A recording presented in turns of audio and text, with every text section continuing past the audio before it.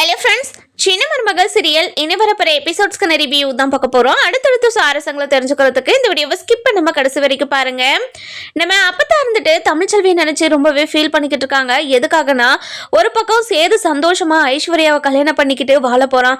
இந்த பக்கம் தமிழ்ச்செல்வி தான் தனிமையில இருக்கணுமா, அது கூடவே கூடாது. என்னோட உயிர் பிரியறதுக்குள்ள தமிழ்ச்செல்வியும் சந்தோஷமா வாழ்றத என் கண்ணால பார்க்கணும் அப்படின்றதுக்காக தமிழ்ச்செல்விக்கு ஒரு மாப்பிள்ளைய பாக்குறாங்க. அந்த பையன் கிட்ட தமிழ்ச்செல்வியோட வாழ்க்கையில என்ன நடந்துச்சோ, இப்போ என்ன நடந்துகிட்டு இருக்கோ எல்லா விஷயத்தையுமே சொல்றாங்க. சொன்ன உடனே அந்த பையனுக்கும் நம்ம தமிழ்ச்செல்வியை ரொம்பவே பிடிச்சிருது. இங்க பாருங்க பாட்டிமா, நீங்க நினைக்கிறத விட அந்த பொண்ணு நான் ரொம்ப நல்லா பார்த்துப்பேன். அந்த பொண்ணோட கண்ணில் இருந்து ஒரு சொட்டு கண்ணீர் கூட நான் வரவிட மாட்டேன், நீங்க கவலைப்படாதீங்கன்னு சொல்லி நம்ம அப்பத்தாக்கு ஆறுதல் சொல்லவும், இதை கேட்ட உடனே நம்ம அப்பத்தாக்கு ரொம்பவே சந்தோஷமா இருக்குது. இந்த விஷயத்துல எப்படியாவது தமிழ்ச்செல்வியை சம்மதிக்க வைக்கணும் அப்படின்னு வீட்டுக்கு போறாங்க. வீட்டுக்கு போன உடனே தமிழ்ச்செல்வி கிட்ட பேசுறாங்க. இங்க பாரு தமிழ்ச்செல்வி, உனக்கு நான் ஒரு கல்யாணத்தை பண்ணி வைக்கலாம்னு நினைக்கிறேன் அப்படின்னு சொல்லவும், என்ன மாச்சி பேசுறீங்க நீங்க? இங்க பாருங்க மாச்சி, எனக்கு என்னோட குழந்தைங்களை தவிர வேற யாரும் எனக்கு தேவையில்லை. என்னோட குழந்தைங்களுக்கு தான் என்னோட உலகமே. இங்க பாருடி, சேது ஒரு வாழ்க்கையை அமைச்சுக்கிட்டு சந்தோஷமா வாழ்ந்துகிட்டு இருக்கான். நீ மட்டும் தாண்டி இப்போ தனிமையில இருக்க. நீ இப்படி தனிமையில இருக்கிறத பாக்குறது எனக்கு ரொம்ப ரொம்ப கஷ்டமா இருக்குதுடி. என்னோட உயிர் போறதுக்குள்ள உனக்கு ஒரு கல்யாணத்தை பண்ணி வைக்கணும்னு நான் ஆசைப்படுறேன்டி. இங்க பாருடி, இதுக்கு நீ சம்மதிச்சுட்டே ஆகணும் அப்படின்னு சொல்றாங்க. இதை கேட்ட உடனே, இங்க பாருங்க மச்சி, என்னோட உயிரே போனா கூட நான் இதுக்கு சம்மதிக்க மாட்டேன். என்னோட குழந்தைங்கள அடுத்தவங்க வந்து பாத்துக்கிற அளவுக்கு நான் வச்சுக்கவும் மாட்டேன். இந்த உலகத்துல எத்தனையோ பொண்ணுங்க புருஷன் இல்லாம வாழ்ந்துக்கிட்டு தானே இருக்காங்க. அதுக்காக நான் இன்னொரு கல்யாணம் பண்ணிக்கணும்னு அவசியமே இல்லை. இங்க பாருங்க, இதை பத்தி இன்னொரு தடவை என்கிட்ட பேசவே பேசாதீங்க அப்படின்னு நம்ம அப்பத்தா கிட்ட மூஞ்சில் அடிச்ச மாதிரி சொல்லவும், இதை கேட்ட நம்ம அப்பத்தா இருந்துட்டு தமிழ்ச்செல்வியோட காலில் விழுறாங்க. போய் இங்க பாருடி, நான் சாகிறதுக்குள்ள நீ ஒரு வாழ்க்கையில சந்தோஷமா இருக்கிறத நான் பார்க்கணும்டி. நீ சேது கூட சேர்ந்து இனிமேல் வாழவே முடியாதடி. அதனாலதான் உனக்கு ஒரு பையனை பார்த்துட்டு வந்திருக்கேன். நாளைக்கு காலையில வீட்டுக்கு வர சொல்லியிருக்கேன்டி. அந்த பையன் கூட பேசி அந்த பையனை உனக்கு பிடிச்சிருந்தா மட்டும் நீ கல்யாணம் பண்ணிக்கோடி. இங்க பாருடி வசந்தி, என்னடி பார்த்துக்கிட்டே இருக்க? தமிழ்ச்செல்வி காலம் முழுக்க ஒண்டி கட்டியா இருக்கிறது உனக்கு சந்தோஷமா இருக்காடி அப்படின்னு சொல்லி கேட்கவும், ஐயோ அம்மா, நீங்க பேசிக்கிட்டு இருக்கிறத பார்த்து நான் சந்தோஷத்துல பார்த்துக்கிட்டு இருக்கேன். என் பொண்ணு வாழ வெட்டிய என் வீட்டுல இருக்கிறத பார்க்க என்னால எனக்கு எவ்வளவு கஷ்டமா இருக்குதுன்னு எனக்கு மட்டும்தான் தெரியும். இங்க பாருடி தமிழ், நீ தாண்டி இதுக்கு சம்மதிக்கணும் ப்ளீஸ் டி அப்படின்னு ஒரு வழியா நம்ம தமிழ்ச்செல்வியை சம்மதிக்க வைக்கிறாங்க. இங்க பாருங்க, அந்த பையன் வந்து என்கிட்ட பேசி எனக்கு பிடிக்கலன்னா கண்டிப்பா நான் இந்த கல்யாணத்துக்கு ஒத்துக்கவே மாட்டேன் அப்படின்னு சொல்லிடுறாங்க. இதை கேட்டு தானே இருந்துட்டு ரொம்பவே சந்தோஷப்படுறாங்க. இங்க பாருங்கக்கா, உங்களுக்கு இன்னொரு கல்யாணம் நடக்க போறத நினைச்சா எனக்கு ரொம்ப சந்தோஷமா இருக்குதுக்கா அப்படின்னு சொல்லவும், இங்க பாருதனோ, அந்த கல்யாணம் நடக்குமா நடக்காதுன்னு நாளைக்கு பேசிக்கலாம் அப்படின்னு சொல்றாங்க. அடுத்த நாள் காலையில நம்ம தமிழ்ச்செல்வியை பார்க்கறதுக்காக அந்த பையன் பேரு அர்ஜுன் இருந்துட்டு வீட்டுக்கு வராரு. வீட்டுக்கு வந்த உடனே ரொம்ப சந்தோஷமா அப்பதான் அப்படின்னு சொல்லி சந்தோஷமா சிரிச்சுக்கிட்டே கூப்பிட்டுக்கிட்டு வரவும், வாயா பேரண்டி வாயா அப்படின்னு சொல்லிட்டு உள்ள கூப்பிட்டு உட்கார வைக்கிறாங்க. அதுக்கப்புறம் நம்ம தனம் இருந்துட்டு, அக்கா வெளியே வாங்கக்கா, உங்களுக்கு பார்த்த மாப்பிள்ள வந்திருக்காங்கக்கா அப்படின்னு சொல்லவும், ஏண்டி எதுக்காக அவசரப்படுற, கொஞ்ச நேரம் அமைதியே இரு, எல்லாம் பொறுமையை பேசிக்கலாம் அப்படின்னு சொல்லிட்டு தமிழ்ச்செல்வி வெளியே எழுந்து வராங்க. நம்ம தமிழ்ச்செல்வியை பார்த்த உடனே அர்ஜுனுக்கு நம்ம தமிழ்ச்செல்வியை ரொம்பவே பிடிச்சிருது. அதுக்கப்புறம் இங்க பாருங்க மச்சி, இந்த பொண்ணு தான் எனக்கு பார்த்த இந்த பொண்ணை தான் நீங்க என்கிட்ட கல்யாணம் பண்ணிக்க சொல்லி கேட்டீங்களா அப்படின்னு சொல்லிட்டு கேட்கவும், ஆமாயா பேராண்டி அப்படின்னு சொல்றாங்க. அதுக்கப்புறம் நாங்க ரெண்டு பேரும் கொஞ்சம் தனியா பேசலாமா அப்படின்னு சொல்லிட்டு அப்பத்தா கிட்ட கேட்கவும், இங்க பாரியா, நீங்க ரெண்டு பேரும் தனியா பேசி ஒரு நல்ல முடிவு எடுக்கணும். அதனால தானேயா நாங்கள் இத்தனை நாளாக காத்துக்கிட்டு இருக்கோம். தமிழ்ச்செல்வியோட வாழ்க்கையில் ஒரு நல்லது நடந்தால் எனக்கு ரொம்ப சந்தோஷம். நீங்கள் ரெண்டு பேரும் போய் தனியாக பேசிட்டு வாங்க அப்படின்னு சொல்லுவோம். அதுக்கப்புறம் நம்ம தமிழ்ச்செல்வி இருந்துட்டு குழந்தைய தூக்குறாங்க. குழந்தைய தூக்குன உடனே, அடியே எதுக்காகடி குழந்தைய தூக்குற? இங்கே பாருடி, குழந்தைய வச்சுட்டு நீ அந்த பையன் கூட போய் பேசிட்டு வாடி. இங்கே பாருங்க மாச்சி, இந்த குழந்தையோட தான் இவர் கூட நான் சேர்ந்து வாழ போகிறேன். அதனால் என்னோட குழந்தைய வச்சுக்கிட்டே அவர் கூட நான் பேசுகிறேன் அப்படின்னு சொல்கிறாங்க. சரிடி, உன்னோட விருப்பம் விருப்பப்படியே போய் பேசிட்டு வாடி அப்படின்னு சொல்றாங்க. அதுக்கப்புறம் என்ன, நம்ம தமிழ்ச்செல்வி இருந்துட்டு அர்ஜுன் கூட போய் தனியா பேசுறாங்க. இங்க பாருங்க, எனக்கு இந்த கல்யாணத்துல சுத்தமா விருப்பம் இல்லை. எங்க வீட்டுல இருக்கிறவங்க எல்லாரும் என்னை வற்புறுத்தினதுனால மட்டும்தான் உங்களை பார்க்கறதுக்காக நான் ஒத்துக்கிட்டேனே தவிர என் மனசுல வேற எந்த எண்ணமும் கிடையாது. என்னோட வாழ்க்கையில என்னோட குழந்தைங்க மட்டும்தான் எனக்கு முக்கியம். என் குழந்தைங்களை தவிர என்னோட வாழ்க்கையில வேற எதையும் நான் யோசிக்க போறது கிடையாது. அதை தாண்டி நான் யோசிக்கணும்னா என்னோட கெரியரை மட்டும்தான், என்னோட கெரியர்ல நான் உச்சத்துல இருக்கணும்னு ஆசைப்படுறேன். அதை நோக்கி தான் நான் ஓடிக்கிட்டு இருக்கேன். இப்போதைக்கு எனக்கு கல்யாணம் எதுவும் வேண்டாம். இங்க பாருங்க, உங்க லைஃப்ல என்னென்ன நடந்துச்சு, என்ன நடந்துகிட்டு இருக்குன்னு எல்லா விஷயத்தையும் உங்க பாட்டி என்கிட்ட சொன்னாங்க. அதனால நீங்க கவலைப்படாதீங்க. உங்களை நான் கண் கலங்காம வச்சுப்பேன். உங்க குழந்தைய என்னோட குழந்தையா வச்சுப்பேன். நீங்க என் கூட சேர்ந்து வாழ தேவையில்ல. எனக்கும் ஒரு பிரேக்கப் ஆயிருக்கு. அந்த பிரேக்கப்பால நான் ரொம்ப மனசு உடைஞ்சிருக்கேன். அது எல்லாத்தையும் நீங்களும் ஃபேஸ் பண்ணியிருக்கீங்கன்னு நினைக்கிறேன். அதனால நம்ம 2 பேரும் சேர்ந்து வாழ்ந்தா கண்டிப்பா ஒரு அண்டர்ஸ்டாண்டிங் இருக்கணும்னு நான் நினைக்கிறேன். நீங்க கவலைப்படாதீங்க. நல்லா யோசிச்சு ஒரு பதில் சொல்லுங்க. உங்களை எப்பவுமே நான் காயப்படுத்த மாட்டேன். உங்க குழந்தைங்கள வச்சு இல்ல உங்க பாஸ்ட் லைஃப்ல நடந்தது எதையோ உங்ககிட்ட சொல்லியோ எதுவுமே உங்களை நான் ஒரு துளி கூட வருத்தப்பட வைக்க மாட்டேன். எல்லாத்தையும் யோசிச்சு நல்ல முடிவா சொல்லுங்க. நீங்க கவலையே படாதீங்க. என்ன இவ கல்யாணத்துக்கு ஒத்துக்கலன்றதுக்காக இப்படிலாம் பேசுறனால நினைக்காதீங்க. இது என்னோட மனசுல இருக்கிறது. நீங்க கல்யாணத்துக்கு ஒத்துக்கிட்டாலும் ஒத்துக்கலனாலையும் நான் இப்படிதான் பேசுவேன் அப்படின்னு சொல்றாங்க. இதை கேட்ட உடனே தமிழ்ச்செல்விக்கு ரொம்பவே பிடிச்சிருது. இதுதான் என்னோட பையன் வந்து அதாவது என்னோட எக்ஸ் ஹஸ்பண்ட் வீட்டில் இருக்காங்க. இது என்னோட பொண்ணு மீனாட்சி அப்படின்னு சொல்லி காட்டவும், இங்கே பாருங்க, உங்களோட குழந்தைங்க 2 பேருமே எனக்கு தெரியும். 2 பேரையுமே ஃபோட்டோவில் காட்டியிருக்காங்க. அதனால் நீங்கள் கவலையே படாதீங்க. எனக்கு 2 பேருமே ரொம்ப பிடிச்சிருக்கு. என்னோட குழந்தைங்களா தான் உங்கள் குழந்தைங்கள நான் நினைப்பேன். நீங்கள் என்னைக்கு எனக்கு கல்யாணத்துக்கு ஓகே சொல்கிறீங்களோ அந்த நாள்லேருந்து உங்கள் வாழ்க்கை முழுக்க வர நாள் வரைக்கும் கண்டிப்பாக உங்களுக்கு நான் உங்களையும் உங்கள் குழந்தைங்களையும் என்னையும் சந்தோஷமாக நான் பார்த்துப்பேன்னு நான் நம்புகிறேன். நீங்கள் நல்ல முடிவாக சொல்லுங்கள் அப்படின்னு சொல்லிட்டு நம்ம அப்பத்தா கிட்ட போயிட்டு, இங்கே பாருங்க மஜய், நான் எல்லா விஷயத்தையும் தமிழ்ச்செல்வி கிட்டே பேசிட்டேன். அதனால் அவங்க ஒரு நல்ல முடிவை சொல்லுவாங்கன்னு நான் எதிர்பார்க்குறேன் அப்படின்னு சொல்கிறாங்க. இங்கே பாரியா பேராண்டி, நீ சரியா தமிழ்ச்செல்வி என்ன முடிவு சொல்கிறான்னு சொல்லிட்டு நான் உனக்கு ஃபோன் பண்ணி சொல்கிறேன் அப்படின்னு சொல்கிறாங்க. சரிங்க பாட்டி, நான் கிளம்புறேன் அப்படின்னு சொல்லிட்டு கிளம்பிடுறாங்க. அதுக்கப்புறம் என்ன, நம்ம அப்பத்தா இருந்துட்டு தமிழ்ச்செல்வி கிட்டே, இங்கே பாருடி தமிழ்ச்செல்வி, இப்போது உன் மனசில் என்னடி தோணுது, அந்த பையனை உனக்கு பிடிச்சிருக்கா அப்படின்னு சொல்லி கேட்கவும், இங்கே பாருங்க மச்சி, அவர் கூட பேசாததுக்கு முன்னதுலேருந்து ஏதோ ஒரு மனசில் எனக்கு இந்த கல்யாணம் வேண்டான்னு தான் தோணிக்கிட்டு இருந்துச்சு. ஆனால் அவரை பேசினதுக்கு அப்புறமா எனக்கு இந்த கல்யாணத்தை பண்ணிக்கலாம் அப்படின்ற மாதிரி எனக்கு தோணுது. ஒரு கொஞ்ச நாள் நான் அவர் கூட பழகிட்டு அதுக்கப்புறம் அவரை பிடிச்சிருந்தா நான் கல்யாணம் பண்ணிக்கிறேன் அப்படின்னு சொல்லிடுறாங்க.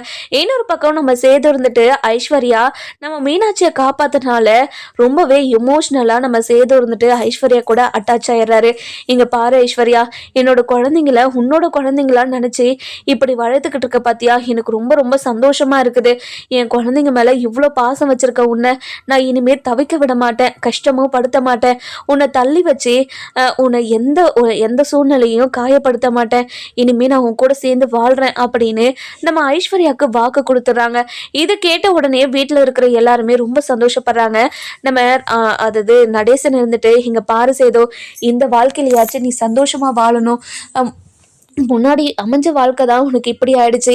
இப்போ அமைஞ்சிருக்க வாழ்க்கையாவது நீ சந்தோஷமா வாழ்க்கை முழுக்க இருக்கணும்னு நான் ஆசைப்படுறேன் அப்படின்னு நடேசன் ஒரு பக்கம் கருப்பு இருந்துட்டு நம்ம அதாவது சேதுக்கிட்ட, இங்கே பாரு சேதோ, ஐஸ்வர்யா ரொம்ப ரொம்ப நல்ல புள்ள. நான் ஏற்கனவே உங்ககிட்ட சொன்னேன்ல, அதே மாதிரி தான் ஐஸ்வர்யா இருக்கா. நீ ஐஸ்வர்யா மனசில் போட்டு குழப்பிக்கிட்டு அங்கே நடந்துச்சு இங்கே நடந்துச்சு எங்கேயும் நடக்கும் அப்படின்னால யோசிச்சு ஏதோ தப்பு கணக்கு போட்டு உன்னோட மைண்டை நீ குழப்பிக்கிட்டு இருக்காத சரியா அப்படின்னு கருப்பு சொல்லவும், சரிங்க மாமா அப்படின்னு சொல்கிறாங்க. அதுக்கப்புறம் நம்ம தமிழ்ச்செல்வி கிட்ட நம்ம சேது இருந்துட்டு ஐஸ்வர்யா கிட்டே, இங்கே பாரு ஐஸ்வர்யா, நீ கவலைப்படாத, வா நான் மேலே உன்னை கூட்டிகிட்டு போகிறேன் அப்படின்னு சொல்லிட்டு கைத்தாங்களா இப்போ நம்ம ஐஸ்வர்யாவை தூக்கிட்டு, அதாவது கூட்டிட்டு போறாங்க. இதெல்லாம் பார்த்த நம்ம ஈஸ்வரியும் சித்ராவும் ரொம்பவே சந்தோஷப்படுறாங்க. சித்ரா இருந்துட்டு, மா என்னம்மா ஒரே ஒரு 6 அடிச்சு இப்போ சேதுவோட மனசையே மாத்திட்டாலேம்மா, இன்னும் கொஞ்ச நாள்ல எப்படியாவது இந்த சொத்தெல்லாம் எழுதி அவ பேர்ல மாத்திக்கணும். அதுக்கப்புறம் நம்ம அந்த சொத்தை எப்படியாவது அவகிட்ட இருந்து வாங்கிடணுமா, அது வரைக்கும் நம்ம எப்படியாவது போராடிக்கிட்டே இருக்கணுமா, இனிமே நம்ம என்னம்மா பண்றது, இங்க பாருடி இப்பதானே ஒன்று சேர ஆரம்பிச்சிருக்காங்க, இன்னும் கொஞ்ச நாள் போகட்டு போயிரு அப்படின்னு சொல்றாங்க. நம்ம ஐஸ்வர்யா இருந்துட்டு சேதுக்கிட்ட, இங்க பாருங்க மாமா, நீங்க எனக்காக இவ்வளோ விஷயமும் பண்றது எனக்கு ரொம்ப சந்தோஷமா இருக்கு. இந்த சந்தோஷத்தை சொல்றதுக்கு அளவே கிடையாது. ஆனா இந்த அன்பும் பாசமும் நீங்க மனசுல இருந்து பண்றீங்களா இல்ல பண்ணணுமேனு பண்றீங்களான்னு என்னால இதை புரிஞ்சுக்கவே முடியல அப்படின்னு சொல்லவும், இங்க பாரு ஐஸ்வர்யா, நீ கண்டதையும் மனசுல போட்டு குழப்பிக்காம முதல்ல படுத்து ரெஸ்ட் எடு. நான் கொஞ்சம் வெளியே கட்சி வேலை இருக்கு, அதனால அதை முடிச்சுட்டு நான் வந்துடுறேன், அதுக்கப்புறம் நம்ம பேசலாம் அப்படின்னு சொல்றாங்க. அந்த நேரம் பார்த்து நம்ம ஈஸ்வரி வரவும், ஈஸ்வரி வந்த உடனே ஐஸ்வர்யா இப்போ எப்படி இருக்க ஐஸ்வர்யா அப்படின்னு கேட்கவும், வாங்க ஆண்டி அப்படின்னு சொல்லிட்டு உள்ள வர வச்சு உட்காந்து பேசிக்கிட்டு இருக்காங்க. இங்க பாரு ஐஸ்வர்யா, நீ ஒரே பால்ல 6 அடிச்சு இப்படி சேதுவோட மனசை மாத்துவேன்னு சத்தியமா நான் எதிர்பார்க்கவே இல்லை. இங்க பாருங்க ஆண்டி, நான் சேது மாமாவோட மனசை மாத்தணுன்றதுக்காக இது எதுவுமே பண்ண கிடையாது. அது ஏன் நீங்க புரிஞ்சுக்கவே மாட்டீங்க? சேது மாமாக்கு எப்பவுமே நான் உண்மையா இருக்கணும்னு நினைக்கிறேன். அதனாலதான் சேது மாமாவோட குழந்தை மீனாட்சி என்னோட குழந்தைய நான் காப்பாத்துனதுக்கு நீங்க எதுக்காக மாமா கிட்ட காசெல்லாம் கேட்டீங்க? அது எவ்வளவு பெரிய தப்பு. அந்த தப்பை எதுக்காக நீங்க இப்படி இப்படி பண்ணுவீங்கன்னு நான் எதிர்பார்க்கவே இல்லை ஆண்டி. இங்க பாரு ஐஸ்வர்யா, ஏதோ தெரியாம பண்ணிட்டேன் அப்படின்னு சொல்லவும், அந்த நேரம் பார்த்து நம்ம ஐஸ்வர்யாவோட அம்மா வராங்க. வந்த உடனே, இங்க பாருடி, அதுதான் உன்னோட அத்தை உன்னோட மாமனார்கிட்ட 2 கோடி ரூபாய் கேட்டாங்கல்ல, கொடுக்குற வரைக்கும் அமைதியே இருக்க வேண்டியதானே. இங்க பாருங்கம்மா, நீங்களும் எதுக்காக இப்படி புரியாம பேசிக்கிட்டு இருக்கீங்க? சொத்து பணத்துக்கு ஆசைப்பட்டு நான் சேது மாமாவை கல்யாணம் பண்ணிக்கல. சேது மாமா கூட சேர்ந்து சந்தோஷமா வாழணுன்றதுக்காக தான் நான் கல்யாணம் பண்ணிக்கிட்டேன். நீங்க 2 பேரும் எதுக்காக இப்படி பேசிக்கிட்டு இருக்கீங்கன்னு எனக்கு சுத்தமா புரியவே மாட்டேங்குது அப்படின்னு சொல்றாங்க. இதை கேட்ட உடனே நம்ம ஈஸ்வரி இருந்துட்டு, என்ன இவ ரொம்ப நல்லவளா மாறிட்டு வராளே, இப்படியெல்லாம் இவளை விடவே கூடாது அப்படின்னு யோசிக்கிறாங்க. அதுக்கப்புறம் நம்ம ஈஸ்வரி இருந்துட்டு ரொம்பவே கோவமா இவளை எப்படியாவது மாத்தி ஆகணும் அப்படின்னு பேசிக்கிட்டு இருக்காங்க. அந்த நேரம் பார்த்து நம்ம மோகனா இருந்துட்டு ஐஸ்வர்யாவுக்கு சாப்பாடு கொண்டு வராங்க. இங்க பாரு ஐஸ்வர்யா, இந்த சாப்பாடு அப்படின்னு கொடுக்கவும், இங்க பாருங்க அத்தை, நீங்க எதுக்காக கொண்டு வந்தீங்க? நானே வந்து சாப்பிட்டுருப்பேன்ல. இங்க பாரு ஐஸ்வர்யா, உனக்கு உடம்பு சரியாகிற வரைக்கும் நீ மேலவே ரெஸ்ட் எடு, அது வரைக்கும் நானே கொண்டு வந்து சாப்பாடெல்லாம் கொடுக்குறேன் சரியா அப்படின்னு சொல்லவும், இங்க பாருங்க அத்தை, உங்களுக்கு எதுக்காக சிரமம்? நான் அது எல்லாத்தையும் கீழே வந்து சாப்பிட்டுக்கிறேன், நீங்க கவலைப்படாதீங்க, என்ன நினைச்சு ஃபீல் பண்ணாதீங்க, நான் நல்லா தான் இருக்கேன் அப்படின்னு சொல்லவும், இதை கேட்டு நம்ம மலர் இருந்துட்டு, இங்க பாரு ஐஸ்வர்யா, உன்னோட உடம்பு சரியாகிற வரைக்கும் உன்னை நாங்க கண்ணு கருத்துக்குமா பார்த்துக்கிட்டு தானே ஆகணும். எதுக்காக இப்ப வேண்டான்னு சொல்லிக்கிட்டு இருக்க? நீ வேண்டான்னு சொல்லவே கூடாது. நாங்க பண்றது எல்லாமே நீ மனசார ஏத்துக்கணும். நீ மீனாட்சிய காப்பாத்தத்துல இருந்து இப்ப வரைக்குமே எல்லாரும் உன்னை ரொம்ப உயரத்துல வச்சிருக்காங்க. நீ உன்னை பார்த்தாவே ஒரு மரியாதை, ரொம்ப சந்தோஷமாவும் இருக்கு. நீ இவ்வளவு நல்ல மனசா இருப்பேன்னு சத்தியமா நான் எதிர்பார்க்கவே இல்லை தெரியுமா அப்படின்னு சொல்லவும், இங்க பாருங்க, நான் சேது மாமாவை ரொம்ப லவ் பண்ணி தான் கல்யாணம் பண்ணிக்கிட்டேன். சேது மாமாவுக்கு குழந்தைங்கள பிடிக்கும், அதே அளவுக்கு அந்த குழந்தைங்கள எனக்கும் பிடிக்கும். அதனால் இதனால் என்ன இருக்குது சொல்லுங்கள் அப்படின்னு சொல்லவும், இதை கேட்ட உடனே நம்ம மோகனா இருந்துட்டு, இங்கே பாரு ஐஸ்வர்யா, நீ செய்கிற விஷயம் உனக்கு சாதாரணமாக தெரியலாம், ஆனால் அது எங்களுக்கு பெரிய விஷயம். நிறைய பேர் வீட்டில் இந்த மாதிரியெல்லாம் நடக்கவே நடக்காது. சித்தி கொடுமை எவ்வளோ பெருசாக இருக்கும் தெரியுமா? அந்த சித்திக்கு அந்த குழந்தைங்களை ஏற்றுக்க முடியாமல் அந்த குழந்தைங்களை கொடுமை பண்ணி அப்படி இப்படின்னு என்னென்னமோ நடந்துக்கிட்டு இருக்கு. இந்த காலத்தில் நீ இப்படி குழந்தைங்களை பார்த்து பார்த்து கவனிக்கிறதும் குழந்தைக்காக நீ உயிரை விடுறதுமா இருக்கிறது எவ்வளோ சந்தோஷமாக இருக்குது தெரியுமா? அந்த சந்தோஷத்தை சொல்கிறதுக்கே அளவில்லை ஐஸ்வர்யா. உன்னை என்னோட இடத்துல வச்சு நான் பார்க்குறேன். சேதுவை நான் கல்யாணம் பண்ணிட்டு வந்தப்போ சேதுவை நான் எப்படி பார்த்தனோ அதே மாதிரி தான் நீயும் ஐஸ்வர்யாவை பார்க்குறேன்னு நீ மீனாட்சியும் அழகரையும் அதே மாதிரி தான் நீயும் பார்க்குறேன்னு சொல்லி நான் இப்போ புரிஞ்சுக்கிட்டேன். எனக்கு ரொம்ப ரொம்ப சந்தோஷமாக இருக்குது. நான் போய் சேர்ந்தா கூட அவங்க 2 பேரும் ரொம்ப சந்தோஷமாகவும் நிம்மதியாகவும் பாதுகாப்பாகவும் இருப்பாங்கன்னு நம்புகிறேன். இங்கே பாருங்க அத்தை, நீங்கள் இந்த விஷயத்துக்கு இவ்வளோ எக்ஸரைட் பண்ணி பேச வேண்டிய அவசியமே இல்லை. நான் எப்போவுமே ஒரே மாதிரி தான் இருப்பேன். நீங்கள் கவலைப்படாதீங்க அப்படின்னு சொல்கிறாங்க. இந்த பக்கம் பார்த்தீங்கன்னா நம்ம ஐஸ்வர்யா இருந்துட்டு ரொம்பவே சந்தோஷமாக இருக்காங்க. அதுக்கப்புறம் நம்ம மலரும் மோகனாவும் கிளம்பிடுறாங்க. இந்த பக்கம் நம்ம ஈஸ்வரி இருந்துட்டு, என்ன ஐஸ்வர்யா ரொம்ப நல்லவெல்லாம் மாறிட்டு வரையோ? இங்கே பாருங்க ஆண்டி, சேது மாமாவை கல்யாணம் பண்ணிக்கணுன்றதுக்காக தான் நான் இது எல்லாத்தையுமே பண்ணேன்.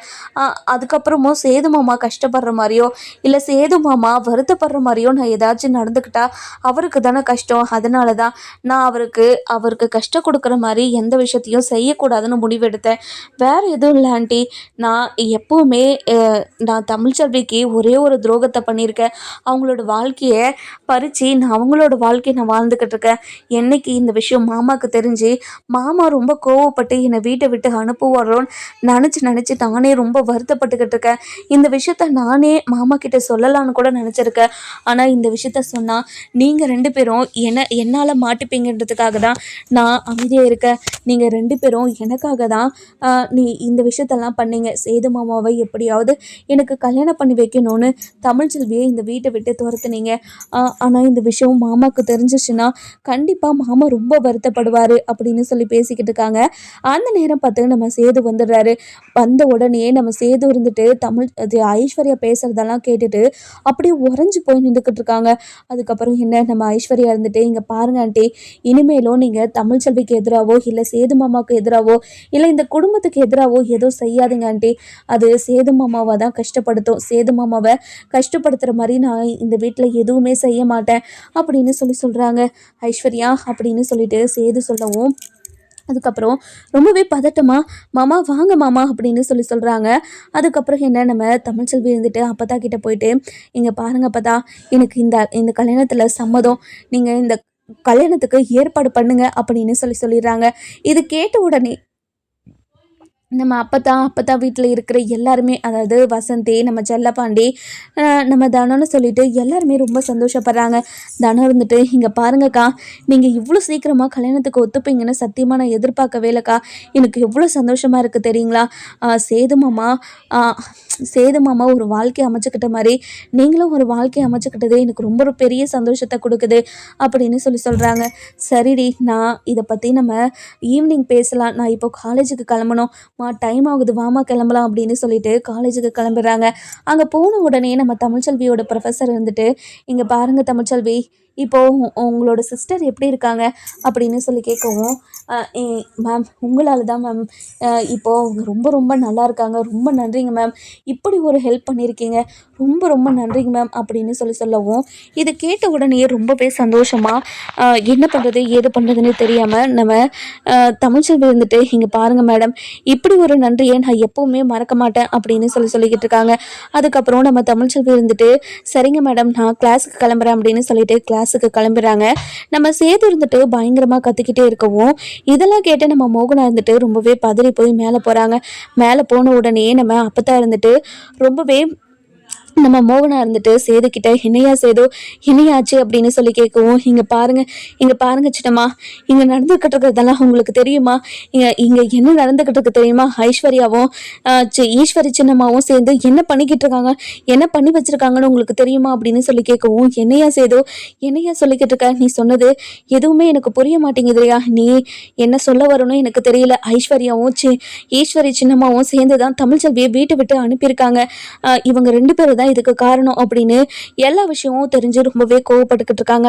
இந்த பக்கம் நம்ம அப்பதான் இருந்துட்டு அந்த அர்ஜுனுக்கு கால் பண்ணி, நம்ம தமிழ்ச்செல்வி கல்யாணத்துக்கு ஒத்துக்கிட்டா அப்படின்ற விஷயத்த சொல்லிடுறாங்க.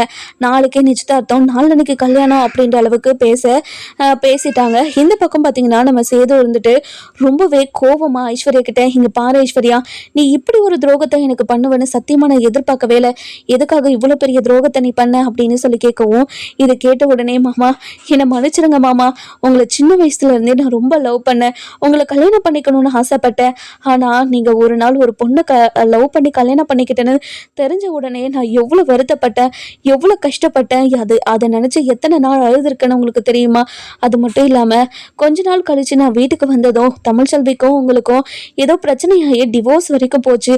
உங்களுக்கும் தமிழ்ச்செல்விக்கும் எப்படியாவது டிவோர்ஸ் ஆகிடும், உங்களை நான் எப்படியாவது பேசி கல்யாணம் பண்ணிக்கலான்னு நான் ஆசைப்பட்டுக்கிட்டு இருந்தேன்.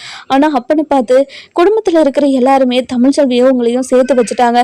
இது என்னால் தாங்கவே முடியல. அதனால தான் மாமா நான் ரொம்ப மனசு உடைஞ்சு போயிட்டேன். அதுக்கப்புறம் ஈஸ்வரி ஆண்டி தான் எப்படியாவது உன்னையும் சேதியும் நான் சேர்த்து வைக்கிறேன் அப்படின்னு எனக்கு ஒரு வாக்கு கொடுத்தாங்க. அதுக்காக நீ ஒரு விஷயம் பண்ணணும்னு கேட்டாங்க. அதனால தான் மாமா நான் இப்படியெல்லாம் பண்ணிட்டேன். இங்கே பாருங்க மாமா, தமிழ்ச்செல்வி அது சக்திக்கும் ஜெனிக்கும் கல்யாணம் பண்ணி வச்சதுனால தான் தமிழ்ச்செல்வி மேலே இவ்வளோ கோவப்பட்டு அவளை வீட்டை விட்டு அனுப்புனீங்க. ஆனால் தமிழ்ச்செல்வி இதுக்கு எதுக்குமே காரணம் கிடையாது. தமிழ்ச்செல்வியோட அப்பாவுக்கு கால் பண்ணி பேசினது நான். தமிழ்ச்செல்வி வாய்ஸில் பேசி ராஜாங்கம் அங்கிள் தான் இப்படியெல்லாம் பண்ண சொன்னாருன்னு சொன்னதுன்னா, இது எல்லாத்தையும் பண்ணதுன்னா உங்களுக்கும் சரி தமிழ்ச்செல்விக்கும் சரி நான் எவ்வளோ பெரிய துரோகத்தை பண்ணேன்னு எனக்கு இப்போ புரியுது. ஆனால் ஒவ்வொரு நிமிஷமும் அதை நினச்சி நான் வருத்தப்பட்டுக்கிட்டு தான் இருக்கேன். நான் எவ்வளோ பெரிய துரோகத்தை உங்களுக்கு பண்ணிட்டேன், என்னை மன்னிச்சிருங்க அப்படின்னு சொல்லிட்டு நம்ம ஐஸ்வர்யா இருந்துட்டு காலில் விழுந்து மன்னிப்பு கேட்கவும், இங்கே பாரு ஐஸ்வர்யா, இப்போ தான் என்னோட பொண்ணு மீனாட்சியை காப்பாற்றினேன்னு உன் மேலே எனக்கு ஒரு பரிதாபமோ உன் மேலே எனக்கு ஒரு அன்பும் வந்துச்சு. ஆனால் நீ இவ்வளோ பெரிய துரோகத்தை பண்ணி தான் என் குடும்பத்தையே நீ பிரிச்சுட்டேன்னு நினைக்கும் போது எனக்கு எவ்வளோ கஷ்டமாக இருக்குது தெரியுமா? உன்னை நான் மன்னிக்கவே மாட்டேன், எந்த ஒரு ஜென்மத்திலையும் சரி மன்னிக்கவே மாட்டேன் அப்படின்னு சொல்லவும், இதை கேட்டு நம்ம மோகனா இருந்துட்டு என்ன ஐஸ்வர்யா சொல்கிற? உன் மேலே எவ்வளோ பெரிய நம்பிக்கையை வச்சுருந்தோம், உன் மேலே ஒரு பெரிய நம்பிக்கை வரும்போது இப்படி எல்லாரோட நம்பிக்கையும் உடைச்சிட்டே எப்படி உன்னால் இப்படியெல்லாம் நடந்துக்க முடிஞ்சிச்சு? தமிழ்ச்செல்வி அப்பவே சொன்னான், நான் எந்த தப்பும் பண்ணல, நான் யாருக்கும் எதுவும் செய்ய சொல்லலைன்னு சொல்லி அவள் எவ்வளவோ சொன்னா. அவள் பேச்சை கேட்காம இப்போ சேதோட வாழ்க்கையில இவ்வளோ பெரிய தப்பை நாங்கள் பண்ணிட்டோமே. இங்கே பாரியா சேது, இனிமே நீ என்னையா பண்ண போற அப்படின்னு சொல்லி கேட்கவும், இதை கேட்ட உடனே நம்ம சேது என்ன பண்றதுன்னு தெரியாம ரொம்பவே தனாரி போய் கிடக்குறாங்க. அதுக்கப்புறம் நம்ம யாரு நம்ம ஈஸ்வரி இருந்துட்டு, சேது இங்க பாரு சேது, என்னை மன்னிச்சிட சேது, என் அண்ணன் பொண்ணோட ஆசைக்காக தான் இது எல்லாத்தையும் பண்ணிட்டேன், என்னை மன்னிச்சிட சேது. இங்க பாருங்க சின்னம்மா, உங்களை என்னோட அம்மா இடத்துல வச்சு பார்த்துக்கிட்டு இருந்தேன். ஆனால் நீங்கள் எனக்கு எவ்வளோ பெரிய துரோகத்தை பண்ணியிருக்கீங்க. உங்களுக்கு மனசாட்சின்றது ஒன்று இருக்குதா இல்லையா? தமிழ்ச்செல்வியை நான் எவ்வளோ உசுராக லவ் பண்ணேன்னு உங்களுக்கு தெரியும்ல. நீங்கள் அவளையவே வெறுக்க வைக்கிற அளவுக்கு ஒரு விஷயத்த பண்ணி இப்படி ஒரு கேடுகட்ட வேலையை பார்த்துருக்கீங்களே, உங்களுக்கு மனசாட்சின்றது ஒன்று இல்லவே இல்லையா அப்படின்னு சொல்லி கேட்கவும், நம்ம ஈஸ்வரி இருந்துட்டு மன்னிப்பு கேட்க வராங்க. இங்கே பாருங்கள், உங்களுக்கு யாருக்கும் மன்னிப்பே கிடையாது, இப்போவே அப்பா கிட்ட எல்லா விஷயத்தையும் சொல்கிறேன் அப்படின்னு ராஜாங்கத்துக்கிட்ட போய் எல்லா விஷயத்தையுமே சொல்றாங்க. சொன்ன உடனே நம்ம ராஜாங்கம் பயங்கரமா ஷாக் ஆயிடுறாங்க. என்ன சேது சொல்ற? நீ சொல்றதெல்லாம் உண்மையா சேது அப்படின்னு சொல்லி கேட்கவும், இதை கேட்ட உடனே நம்ம ராஜாங்கம் இருந்துட்டு அப்படியே திக்கு திணறி அப்படியே அதிர்ச்சியில அப்படியே உறைஞ்சு போயிருக்காரு. அதுக்கப்புறம் நம்ம ஈஸ்வரியின் திரு, மாமா என்னை மன்னிச்சிருங்க மாமா, ஏதோ தப்பு நடந்து போச்சு மாமா, என்னோட அண்ணன் பொண்ணு ஆசைக்காகவும் என் அண்ணன் பொண்ணு இந்த வீட்டுக்கு மருமகளா வந்தா இந்த வீட்டில் இருக்கிற எல்லாரும் நல்லா சந்தோஷமா இருப்பாங்கன்றதுக்காக தான் மாமா இது எல்லாத்தையும் பண்ண, என்னை மன்னிச்சிருங்க மாமா. நிறுத்து ஈஸ்வரி, இவ்வளோ பெரிய விஷயத்த பண்ணியிருக்க, உனக்கு கொஞ்சம் கூட வெக்கமாவே இல்லையா? எதுக்காக இவ்வளோ பெரிய விஷயத்த பண்ண நீ அப்படின்னு சொல்லி கேட்கவும், இதை கேட்ட உடனே நம்ம ஈஸ்வரி இருந்துட்டு பயங்கரமா அழுதுகிட்டே இருக்காங்க. மாமா என்னை மன்னிச்சிருங்க மாமா, இங்க பாரு ஐஸ்வர்யா, நீ மீனாட்சி உசுரை காப்பாத்தின அப்படின்றதுக்காக உன் மேல எவ்வளோ பெரிய நம்பிக்கை வச்சிருந்தேன். இனிமே என்னோட பையன் சேதுவை நீ சந்தோஷமா வச்சு பார்த்துப்பேன்னு நினைச்சேன். ஆனா அவனுக்கு இவ்வளோ பெரிய துரோகத்தை நீ பண்ணியிருக்கே, அவன் வாழ்க்கை இப்படி இருக்கிறதுக்கு காரணமே நீ தான் அப்படின்னு சொல்லிட்டு பயங்கர கோபமா பேசுவோம். இதெல்லாம் கேட்டுக்கிட்டு இருந்த நம்ம ஐஸ்வர்யோட அம்மா இருந்துட்டு, இங்க பாருங்கண்ணே, ஏதோ என் பொண்ணு தெரியாம பண்ணிட்டானே, என்னை மன்னிச்சிருங்கண்ணே அப்படின்னு சொல்லவும், இங்க பாருமா, நீ கொஞ்ச நேரம் அமைதியாரு, உன் பொண்ணு எவ்வளவு பெரிய துரோகத்தை பண்ணியிருக்கான், எப்படி இப்படியெல்லாம் உங்களால பேச முடியுது, இப்பவே உன் பொண்ணை கூட்டிட்டு இங்க இருந்து கிளம்புமா அப்படின்னு சொல்லுவோம். ஐயோ அண்ணன், என்னென்ன இப்படியெல்லாம் பேசுறீங்க, என் பொண்ணோட வாழ்க்கை உங்க கையில தானே இருக்கு, என் பொண்ணோட வாழ்க்கையை எப்படியாவது காப்பாத்துங்கண்ணே அப்படின்னு சொல்லவும், இங்க பாரு ஐஸ்வர்யா, உன் மேலே ஒரு பெரிய நம்பிக்கை எனக்கு வந்துச்சு. அந்த நம்பிக்கையை இப்போவே நீ சுக்குநூறாக உடச்சி எடுத்துட்ட. அந்த நம்பிக்கை திரும்பவும் எனக்கு வரவும் வராது, எப்போவுமே வராது. நீ முதல்ல உன் அப்பா அம்மா கூடயே கிளம்பு அப்படின்னு சொல்லவும் இதை கேட்ட உடனே நம்ம ஐஸ்வர்யா இருந்துட்டு பயங்கரமாக அழுதுகிட்டு இருக்காங்க. இங்கே பாருங்க மாமா, உங்க கூட சந்தோஷமாக சேர்ந்து வாழணுன்றதுக்காக தான் இது எல்லாத்தையுமே பண்ணிட்டேன். தமிழ்ச்செல்விக்கும் உங்களுக்கும் மிகப்பெரிய துரோகத்தை பண்ணிட்டேன் மாமா. அந்த துரோகத்துக்காக நான் இதை எனக்கான தண்டனையை நான் எடுத்துக்கிறேன் மாமா அப்படின்னு சொல்லிடுறாங்க. இன்னொரு பக்கம் நம்ம தமிழ்ச்செல்விக்கு கல்யாணத்துக்கான ஏற்பாடு எல்லாத்தையும் பண்ணிக்கிட்டு இருக்காங்க.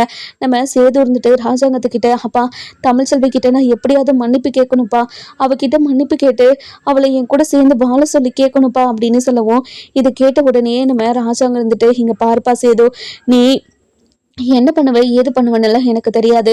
நீ எப்படியாவது போய் தமிழ்ச்செல்வியை இந்த வீட்டுக்கு கூட்டிட்டு வரணும். நம்ம ரெண்டு வாரிசும் இந்த வீட்டில் தான் வளரணும். நீங்கள் 2 பேரும் சேர்ந்து சந்தோஷமாக வாழணும். அதை நான் என்னோட 2 கண்ணால் பார்க்கணும் அப்படின்னு சொல்லவும் இதை கேட்ட உடனே நம்ம ஈஸ்வரி இருந்துட்டு, இங்கே பாருங்க மாமா, நான் பண்ண தப்புக்கு நானே போய் மன்னிப்பு கேட்குறேன், அதெல்லாம் ஒன்றும் வேண்டாம் அப்படின்னு சொல்லிடுறாங்க. இதை கேட்ட உடனே நம்ம சேது இருந்துட்டு உடனே தமிழ்ச்செல்வி வீட்டுக்கு போகிறாங்க. போன உடனே அங்கே தமிழ்ச்செல்விக்கு இன்னொரு கல்யாணத்துக்கு ஏற்பாடு பண்ணிக்கிட்டு இருக்கிறத பார்த்துட்டு பயங்கரமா ஷாக் ஆயிடுறாங்க. அதுக்கப்புறம் நம்ம அப்பதான் இருந்துட்டு, இங்க பாருடா, நீ உனக்குன்னு ஒரு வாழ்க்கையை அமைச்சுக்கிட்ட மாதிரி தமிழ்ச்செல்வியும் ஒரு வாழ்க்கையை அமைச்சுக்க போறாடா அப்படின்னு சொல்றாங்க. நம்ம சேது இருந்துட்டு தான் மனசுல இருக்கிறதெல்லாம் சொல்லி நம்ம தமிழ்ச்செல்வியை திரும்பவும் தன்னோட வாழ்க்கைக்குள்ள இழுப்பாங்களா மாட்டாங்களான்னு சொல்லிட்டு நம்ம